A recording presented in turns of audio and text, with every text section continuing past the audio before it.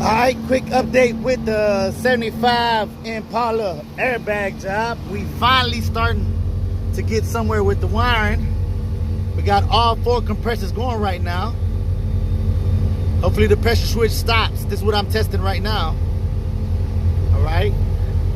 Next thing we're gonna do is wire the switch box. Had to take out the back seat. That shit was crusty. I picked up a lot of rust flakes.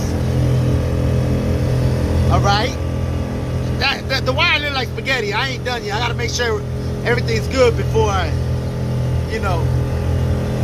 just making sure everything's working. Let's check the front. Where we at? Uh-oh. We at 100. That's cool.